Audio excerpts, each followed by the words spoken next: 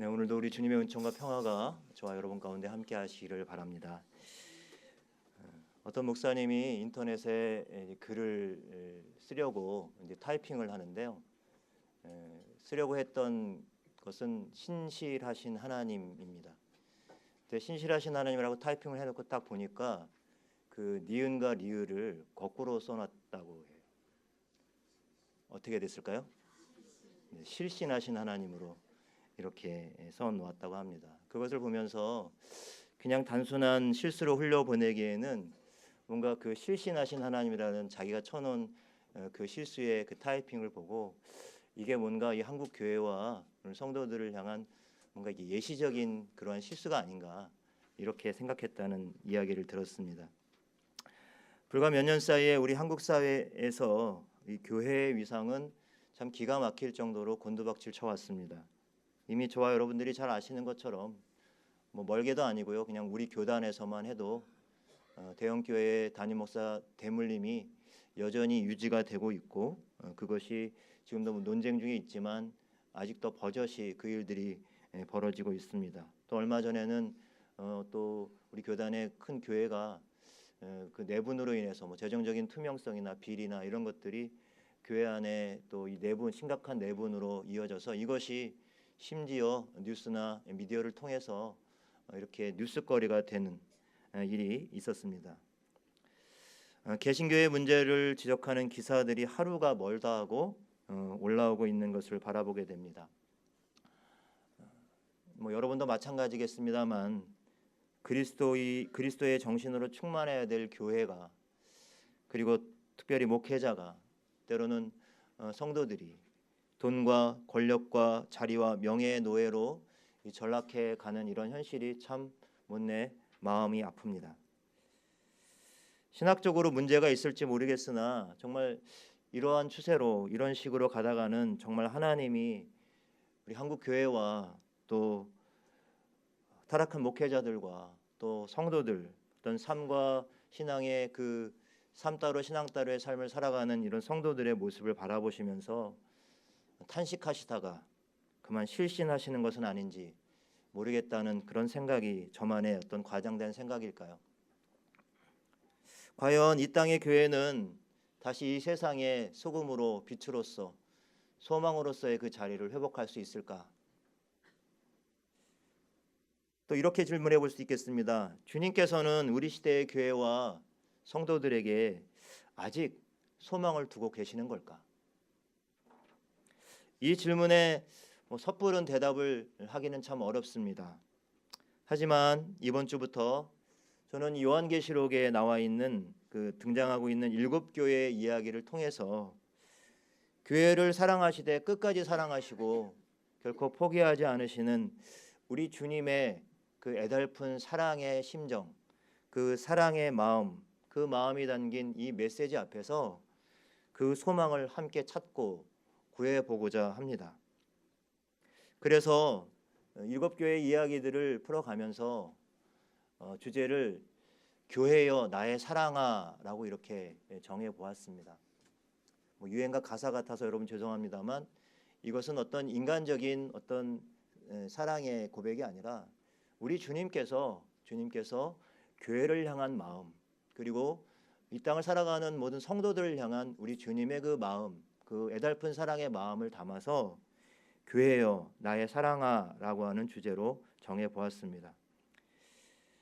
극심한 박해 가운데 믿음을 잃어가고 또 뿌리채 흔들렸던 1세기 초기 그 교회를 향한 우리 주님의 그 마음을 먼저 헤아려 봅니다.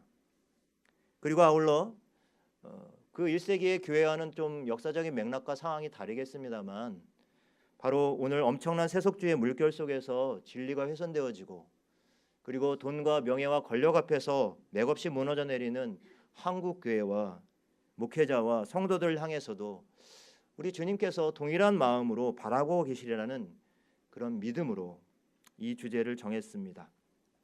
그런 의미에서 교회여 나의 사랑아라고 하는 이 주제는 교회를 연인으로 신부로 바라보시는 우리 신랑 되시는 우리 주님의 그 마음입니다. 이 말씀들을 함께 나누면서 이 주님의 마음에 함께 공명하는 서로 울림을 함께 나누는 것을 공명이라고 하죠. 이 공명하는 시간이 되기를 바랍니다. 오늘 첫 번째 시간은 에베소 교회에 관한 이야기인데요.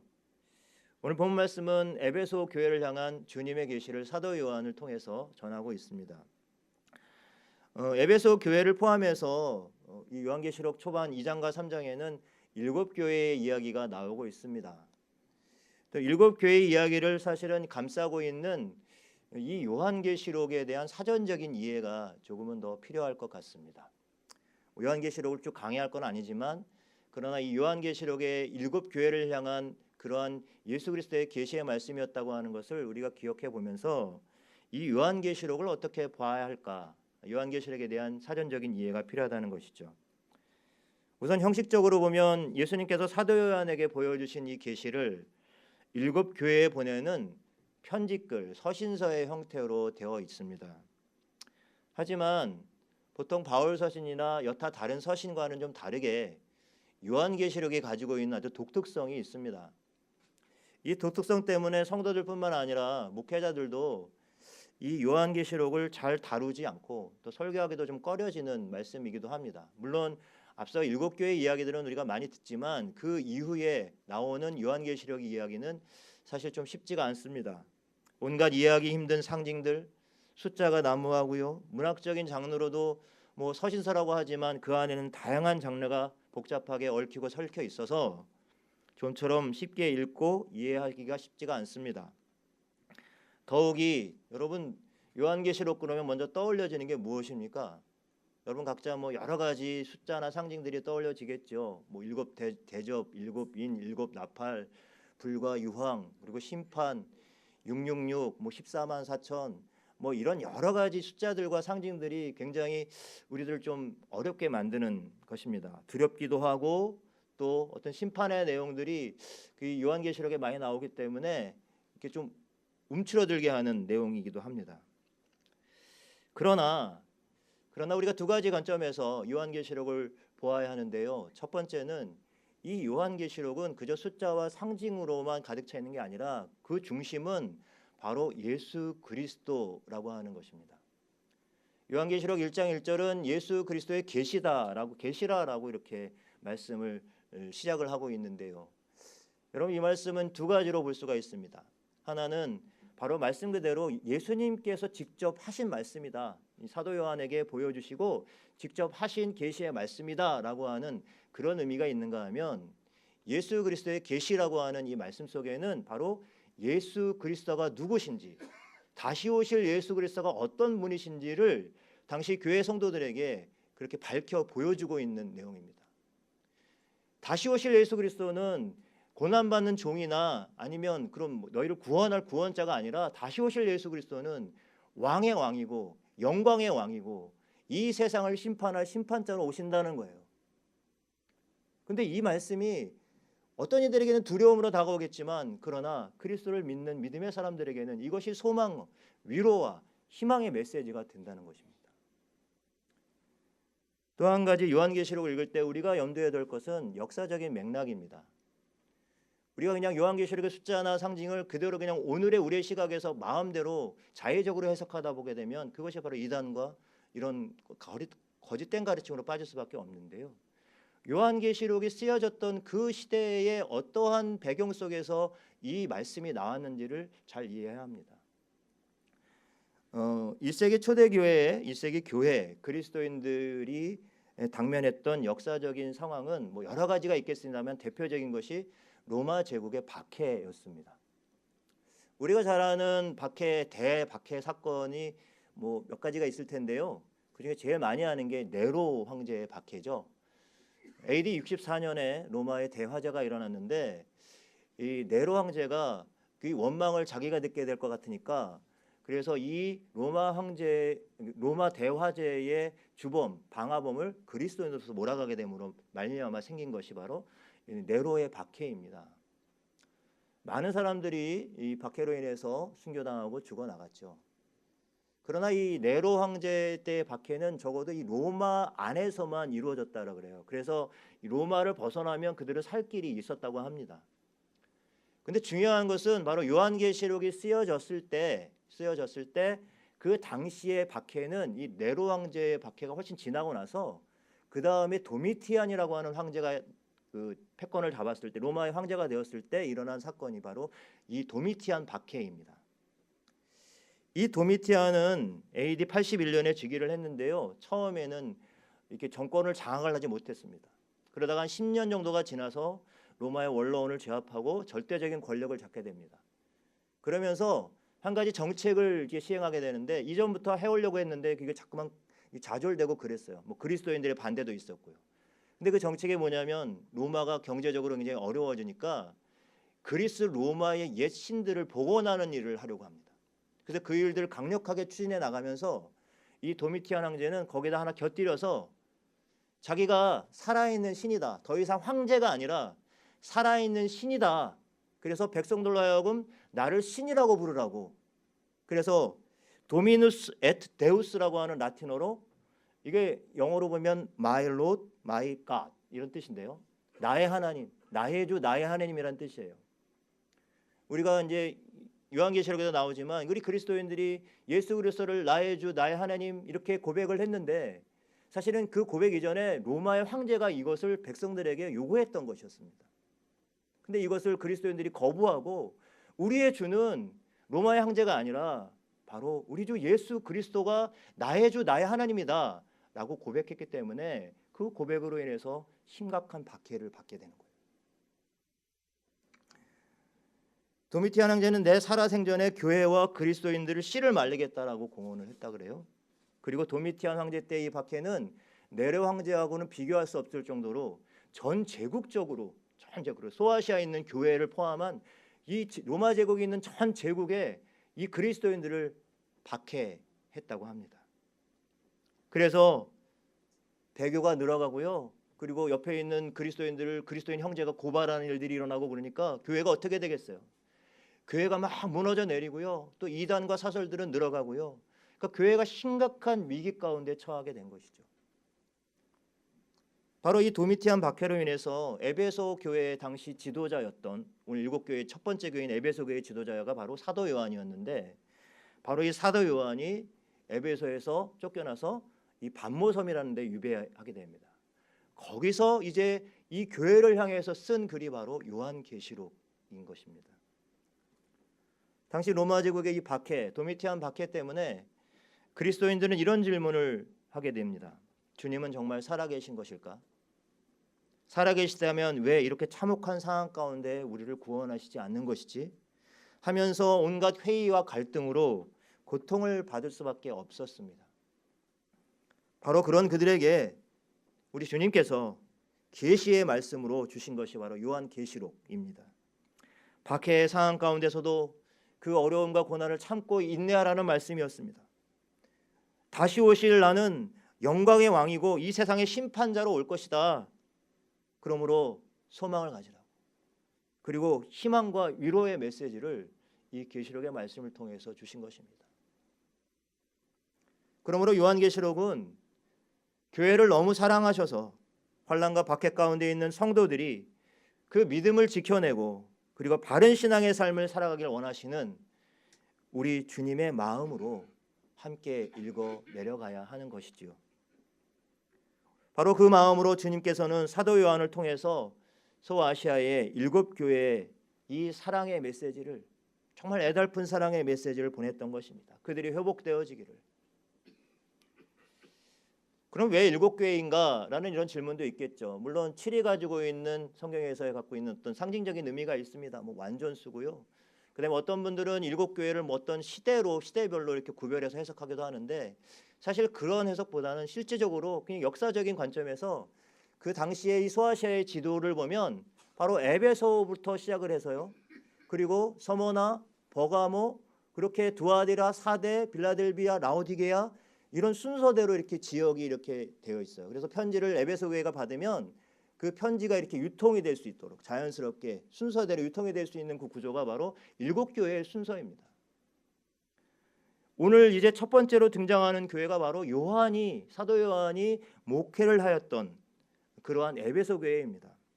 그러다가 반모섬에 유배해서, 그래서 그 반모섬에서 처음으로 이 계시록을 쓰면서 일곱 교회 첫 번째 교회인 이 에베소를 향해서 이렇게 말씀하고 있는 것입니다.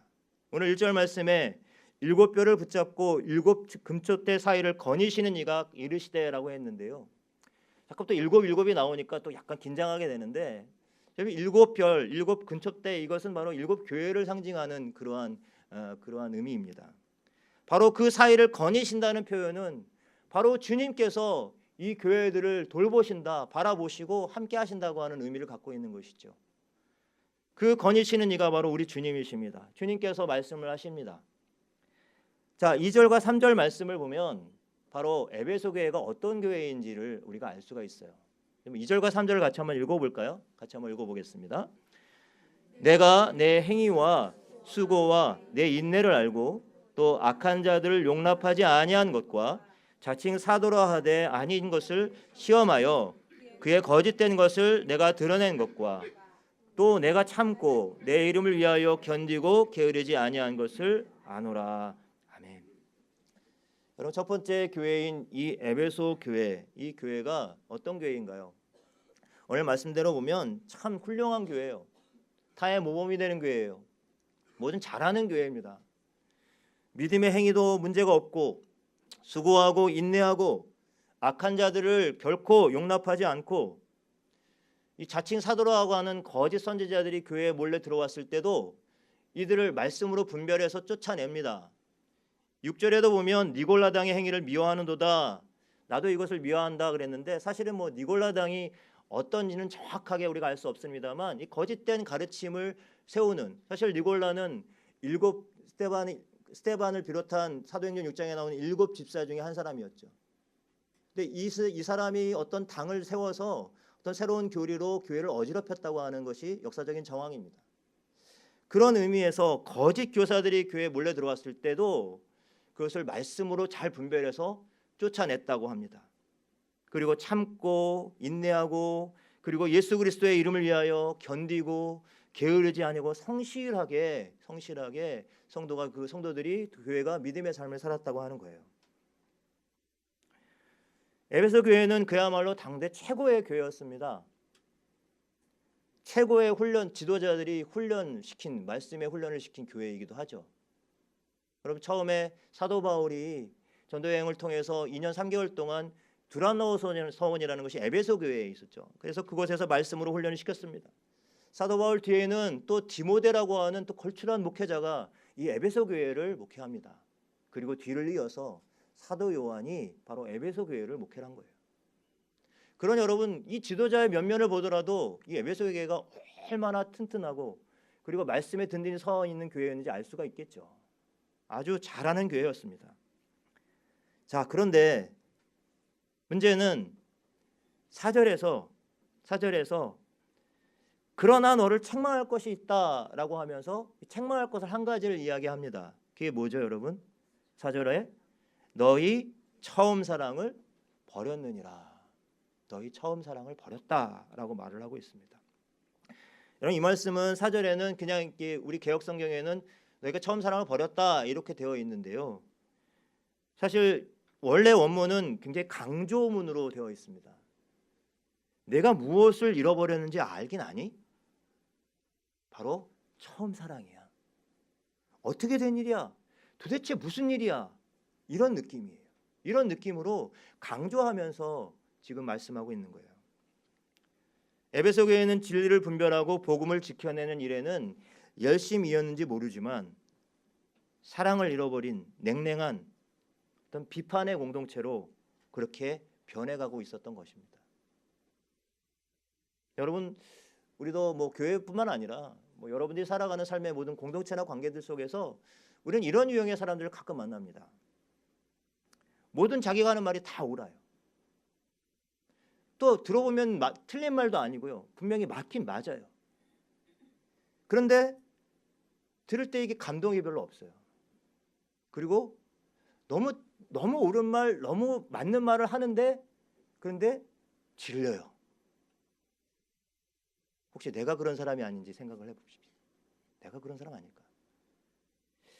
여러분, 사랑이 없고 은혜가 없으면 여러분 아무것도 아니고 아무런 유익이 없어요. 아무리 옳아도 아무리 굳건한 진리에 서 있어도 그 안에 사랑이 더해지지 않으면, 그러면 그것은 사람을 질리게 하고 그것은 아무런 유익이 없게 되는 것이죠. 아마 에베소 교회가 그러한 책망 가운데 있었던 것 같아요. 첫사랑, 처음 사랑을 잃어버렸는데 교회는 아무 문제가 없이 잘 돌아가는 거예요. 여전히 잘 모이고 성경 공부도 열심히 하고 예배도 잘 드리고 가난한 사람들도 잘 섬겨요. 문제가 없어요. 아니, 문제가 없어 보여요.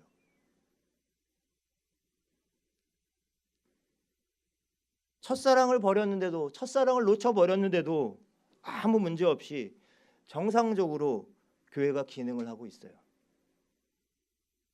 2절에서 3절에 나와 있는 이 너무나도 좋은 역할들을 그게 수행하는데 결코 문제가 없었다는 거예요. 그런데 여러분, 이것이 오히려 책망이라는 겁니다. 책망거리라는 거예요. 오히려 이것이 치명적이라는 겁니다. 여러분, 드러나는 병보다 숨겨진 병이 더 무서운 거죠. 드러나는 병은 금방 어쨌든 처치하고 치료하면 되는데, 그냥 숨겨져서 겉은 멀쩡해 보이는데 속은 골마가고 속은 썩어 들어간다면 그건 희망이 없는 거죠. 증상이 나타나지 않기 때문에 위험하고 치명적인 것입니다. 어느덧 처음 사랑의 본질은 중요하지 않게 되어버리고, 이전에 해온 것이니까, 해왔던 것이니까 그냥 관행대로 관성대로 그냥 그렇게 해 나가는 것, 그것이에요. 예전에 제가 설교 중에서 한번 소개해드렸던 예화입니다만, 덴마크에 한 교회가 있는데요. 그게 종교개혁 이전에는 성당의 자리였어요. 그러니까 이 종교개혁이 유럽에 한참 종교개혁이 일어날 때는 이 임금이, 왕이 개종을 하면은 그 국민들이 다 이렇게 개종을 하고, 캐톨릭에서 뭐 개신교에서 캐톨릭을 이렇게 개종하는 일들이 일어났었죠. 근데 캐톨릭 교회였는데 나중에 그 개신교로 이렇게 바뀐 그런 교회였습니다. 성도들은 같지만, 그러나 이제 그 왕이 개종하니까 다 개신교로 옮겨갔죠. 그렇게 세월이 한 300여 년이 지났는데도 그 교회에 가면 교회에서 사람들이 항상 교회에 들어간 입구에 흰 벽에다 대고 이렇게 목례를 이렇게 하는 거예요. 목례를 경건하게 목례를 하는 거예요. 나중에 물어보니까 누구도 왜 그런지 이유를 알 수가 없어요. 그냥 늘 해왔던 대로 하니까요. 근데 어느 날 이 교회를 이제 보수하는 일을 위해서 보수하다가 그 벽을 이렇게 허물게 됐는데, 거기 보니까 그냥 그 종교개혁이 급박하게 진행되다 보니까 사람들이 그 안에 있었던 마리아상을 어떻게 처리하지 못하고 그냥 거기에 대고 덧칠을 한 거예요. 그 사람들이 그냥 그동안 그 이전에 해왔던 관습대로, 관행대로 그냥 계속해서 그 벽을 대고, 벽 안에 뭐 있으니까요, 거기 대고 이렇게 목례를 하는 그러한 모습들을 보여왔던 것입니다. 여러분, 관성이나 관행에 따라서 하는 일들, 여러분 혹시 우리들의 신앙의 삶 속에서도 이런 모습들이 있지 않습니까? 뭔가 지금 하고 있기는 한데 그것이 정말로 주님이 원하시는 모습들, 주님께 영광 올려드리는 것이 아니라 오히려 자기 이름을 드러내고 자기 일을 취해 있고 자기 의에 취해 있고, 그래 우리는 지금 잘하고 있어. 그럴듯한 교회의 이름 뒤에 서서 나는 뭐 어느 교회야, 높은 뜻 섬긴 높은 뜻 교회의 교인이야, 그 이름 뒤에서 그냥 만족해하고 있지는 않습니까? 그럴듯한 사역을 잘하고 잘 준비된 예배를 드리고 가난한 사람들을 섬기는데도 열심을 내어도 그 사랑, 그 안에 처음 사랑이 사라진 채 행해질 때 그 수고와 실천은 도리어 교회와 신앙을 병들게 할 뿐인 것이죠. 겉으로 보이기엔 화려한 교회일수록 복음의 능력을 상실해버린 속빈 강정 같은 교회일 수도 있습니다. 여기 앞에 십자가가 있지만 십자가를 바라보면서도 그냥 개인적인 심리적인 위안과 위로를 받기만 하고 자기 십자가를 지려하지 않는 신앙의 모습, 이것 역시 거짓 신앙, 껍데기 신앙. 처음 사랑을 버린 신앙은 결국 본질을 잃어버린 껍데기 신앙입니다.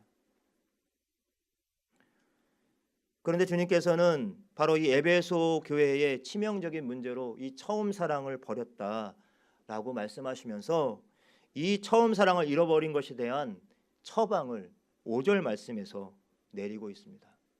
5절 말씀을 같이 한번 읽어보겠습니다. 시작. 그러므로 어디서 떨어졌는지를 생각하고 회개하여 처음 행위를 가지라. 만일 그리하지 아니하고 회개하지 아니하면 내가 내게 가서 내 촛대를 그 자리에서 옮기리라. 아멘. 어디에서 떨어졌는지를 생각하고 회개하여 처음 행위를 가지라. 여러분 이상합니다. 처음 사랑을 잃어버렸으면 그냥 처음 사랑을 회복하라라고 하면 될 텐데 처음 사랑을 잃어버렸는데 처음 행위를 가지라라는 것이 처방입니다. 처음 사랑을 회복하는 것이 아니라 처음 행위를 가지라는 것이 처방입니다. 여러분 왜 이렇게 이런 처방을 주신 것일까요? 이것은 바로 이 요한계시록을 쓴 이 저자가 사도 요한인데요. 사도 요한의 그 사랑에 대한 이 관점, 이 사랑에 대한 이해에서 힌트를 얻을 수가 있습니다. 사도 요한이 요한계시록 전에 쓴 것이 요한 1서, 2서, 3서죠. 요한 1서 3장 17절과 18절에 보면 사도 요한이 이런 말을 하고 있습니다. 누가 이 세상의 재물을 가지고 형제의 궁핍함을 보고도 도와줄 마음을 닫으면 하나님의 사랑이 어찌 그 속에 거하겠느냐. 자녀들아, 우리가 말과 혀로만 사랑하지 말고 무엇과 무엇이요? 행함과 진실함으로 하자. 여러분 그러니까 말뿐인 사랑은 아무런 소용이 없다는 얘기죠. 여러분 처음 사랑을 회복하는 길은 바로 행함과 진실함이 있는 사랑이라는 거예요. 우리는 우리들의 신앙생활 속에서 또 우리의 교회에서 처음 사랑을 찾아볼 수 있습니까? 행함과 진실함을 겸비한 사랑을 여러분 찾아볼 수 있습니까? 여러분 이 사랑은 그냥 우리 안에서 그냥 솟아나는 것이 아니라 원래 이 사랑은 우리 주님께로부터 온 것이지요.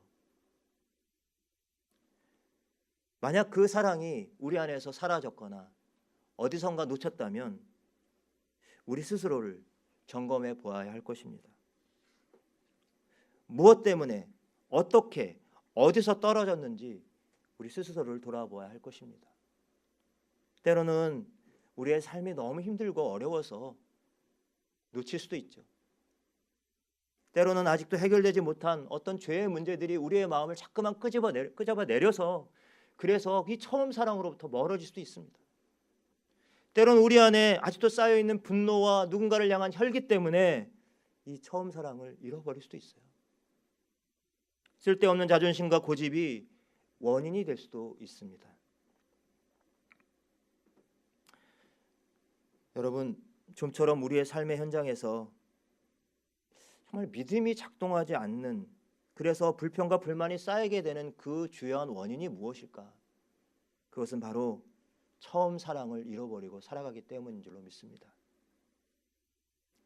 앞서 저는 신실하신 하나님을 타이핑하다가 실신하신 하나님으로 오타한 이 목사님의 이야기를 전해드렸죠. 받침 하나 바뀌었을 뿐인데요. 여러분 신실이 실신으로 바뀝니다. 여러분 무슨 뜻인가요? 우리들의 신앙에서 처음 사랑이 우선순위라는 겁니다. 우리 주님께서 피 흘려 사신 그 은혜의 기억으로부터 멀어질 때 말 그대로 신실하신 하나님을 우리는 실신하신 하나님으로 바꿔버릴 수 있다고 하는 것이지요. 레너드 스윗이라고 하는 기독교 미래학자는 일단 이제 교회를 네 종류의 교회로 분류를 하고 있습니다. 이게 긴 내용인데 짧게만 제가 소개합니다. 첫 번째는 선교적인 교회입니다. 아마 가장 바람직하고 신앙의 본질의 모델이라고 할 수가 본질을 지키는 모델이라고 할 수가 있습니다. 선교적인 그러한 중심이 잡혀 있고 이 처음 사랑이 가득하고 생명의 탄생의 역사가 있는 교회를 이 선교적인 교회라고 말을 합니다. 그런가 하면 이 선교적인 교회에서 어떤 이 선교적인 그런 중심 그리고 이 처음 사랑, 생명의 탄생에 대한 어떤 열정 이런 것들을 잃게 되면 그 다음에 소개되고 있는 교회가 목회적인 교회라고 합니다. 이 목회적인 교회는 교인들은 직분에만 관심을 갖게 되고 실제로 생명을 살리는 일, 복음을 전하는 일에는 관심이 없습니다. 그러니까 사역이 막 돌아가는 거죠. 목회적으로 돌아가는. 그래서 이 미니스트리 목회, 미니스트리 교회가 되는 거예요. 세 번째로 소개하는 교회는 현상 유지하는 교회, 현생 유지적인 교회라고 말하고 있습니다. 복음을 전하는 것도 귀찮고 기도도 메마르고 열정도 사라집니다. 적당하게 형식만 남아있는 교회예요. 소위 말하는 껍데기만 있는 교회예요. 여러분 이것도 심각하죠. 여러분 더 심각한 거는 네 번째입니다. 네 번째 소개하는 교회는 박물관 교회입니다. 박물관 좋네요. 구경하고 좋을 것 같죠. 여러분 생명도 없고 열정도 없고 눈물도 마르고 기도도 헌신도 순종도 다 옛날 이야기. 옛날 이야기를 많이 해요. 예전에는 이랬어. 예전에는 뭐 몇 박 며칠을 뭐 금식하고 뭐 얼마나 헌신하고 뭐 이런 얘기 옛날 얘기만 해요. 그러면 이게 박물관 교회라는 거죠. 여러분 우리는 어떤 교회이고 어떤 성도입니까? 아니 여러분 우리는 어떤 교회이길 원하고 어떤 성도이길 바랍니까? 우리 자신을 한번 돌아보십시다. 처음 우리에게 주신 주님의 은혜를 우리가 혹시 잃어버리지는 않았는지, 비전도 잃어버리고 예배는 지루하고 현실에 지치고 기도도 식고 말씀의 자리에서 멀어지고 긍휼과 자비의 마음은 사라지고 혹시 세상의 즐거움에 취해서 자꾸 내 만족과 내 유익만을 추구하고 있다면 오늘 이 시간 돌이켜 성령께서 이 에베소 교회를 향한 말씀을 바로 오늘 우리 자신에게 우리 공동체에게 주시는 하나님의 말씀으로 귀를 기울이시기 바랍니다. 교회여, 높은 뜻 섬기는 교회여, 나의 사랑아, 다시 돌아오너라. 너의 소중한 처음 사랑을 회복하여라. 그리하면 내가 너희를 다시 살리겠다. 하나님의 낙원에 있는 생명나무 열매를 주어 다시 살아나게 하겠다. 성령님의 음성입니다. 에베소 교회를 향한 주님의 말씀을 오늘 바로 저와 여러분 우리 공동체를 향한 주님의 약속의 말씀으로 받으시는 저와 여러분이 되시길 바랍니다. 행함과 진실함으로 사랑하는 그 처음 사랑의 정신을 바로 우리 주 예수 그리스도께로부터 오는 줄로 믿습니다. 그 온전한 사랑을 붙잡아 살아가는 저와 여러분들이 되시기를 간절히 축복합니다. 기도하겠습니다.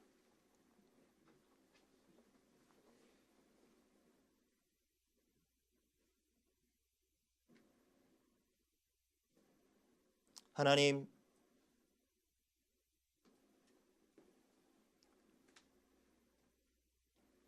처음 사랑이 식어진 우리들의 가슴과 우리들의 마음, 우리의 삶의 자리에 찾아오셔서 그 처음 사랑을 다시 회복하게 하여 주시옵소서. 행함과 진실함이 살아있는, 그래서 주님의 마음으로 주님의 사랑으로 그 사랑을 하고 사랑을 나누며 살기로 다짐하고 결단하는 그러한 우리 성도들이 되게 하옵소서. 거짓된 믿음, 껍데기의 신앙을 벗어버리게 도와주시고 오직 우리 주 예수 그리스도의 그 십자가의 은혜와 사랑 앞에 날마다 부복하고 엎드려지는, 그래서 다시 그 처음 사랑이 회복되어짐으로 하나님이 기뻐하시는 그러한 삶의 자리로 힘차게 달려나갈 수 있는 우리 성도들과 우리 교회가 되게 하옵소서. 예수님의 이름으로 기도드립니다.